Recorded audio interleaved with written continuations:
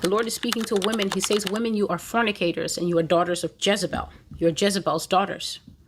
You have a whore's mentality and you would do anything for a man's attention, even to the extent of bearing or exposing all your flesh in public, like a woman of loose morals. Then you say, don't judge me. Men, you are slaves to your lust. I keep my jewels far from you, unless you would destroy them with the hardness of your heart and with your insatiable bedroom desires. Nothing is enough for you.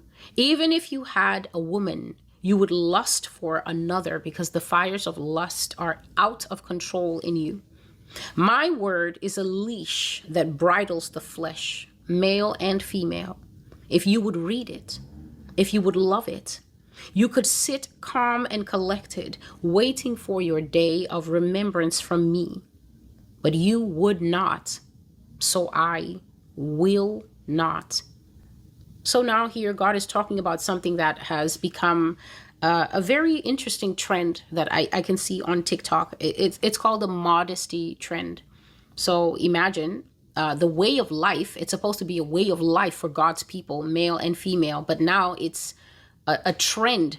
People are trying it out. And some of the reasons they're trying it out is because the girls have heard that when you're covered up, there's a certain je ne sais quoi, there's an I don't know. And then all of a sudden, people are more respectful to you. People approach you differently. Men have a whole different approach to you. They don't approach you with so much braggadocio. They tend to be more respectful because there's more of you covered up. And yet this is ancient wisdom. This is not something that Queen Esther would have been confused about. That nakedness is to whorishness what Nathan's hot dog is to ketchup and mustard.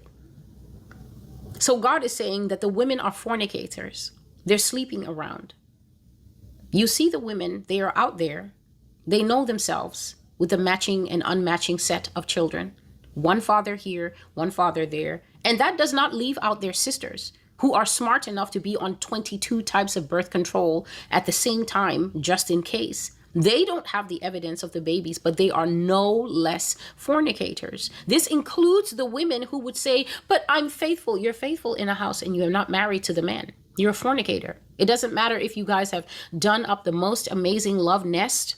It doesn't matter if you guys have been together 6 years in that house unmarried. The fact that you are tolerating an unmarried state as a woman says a lot about your character. You're a fornicator and no different than the one who's with multiple men, the one who's experiencing her delayed sexual freedom, the one who's working on her body count, the one who has lost count of her body count. All these are fornicators. If you are not the wife of one man and you are sexually active, even if you do not have a partner, and you are sexually active with yourself, you are a fornicator and you are one who rages and offends against the law of God. He says you are the daughters of Jezebel.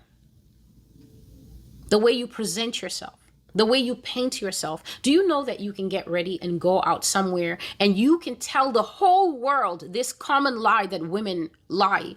So they will dress and everything that they have will be jiggling and wiggling and barely restrained by the material that they're wearing. Some of them, they will wear the outfit long. It's slashed here, it's slashed there, it's slashed everywhere. So there's basically no point to the outfit being long because it's still revealing. It's still immodest. And then they will join the conversation, the greater conversation out there and say, I'm not dressing for the male gaze. Because why are you a liar? The lies you tell.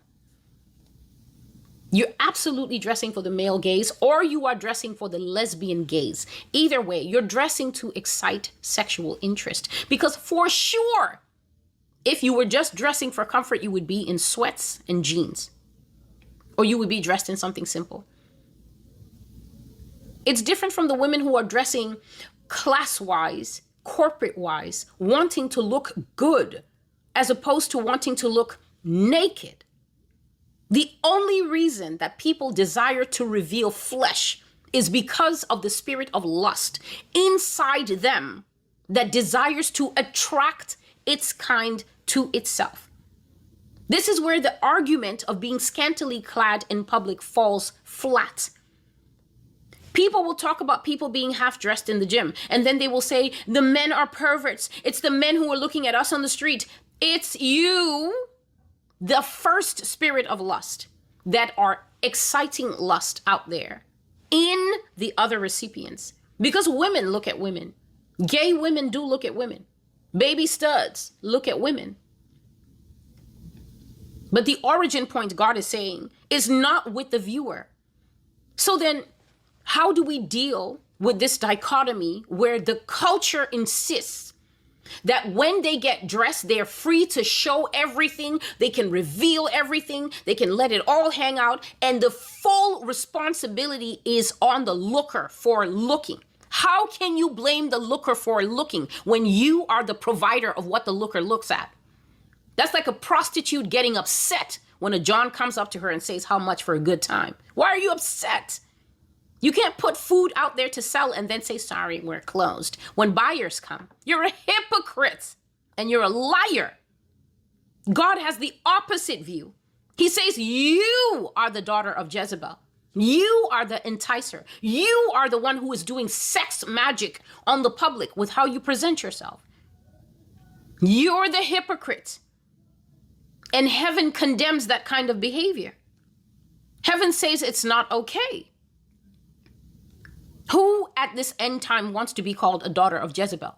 Who wants that to be what's on their report card? For what? Are you telling me absolutely that you can't do better? A lot of people don't know where the pivotal point, if there's a wrestling match that goes on in the spiritual realm between us and the devil, let me tell you the pivotal point, where the pivotal point is to flip him and pin him.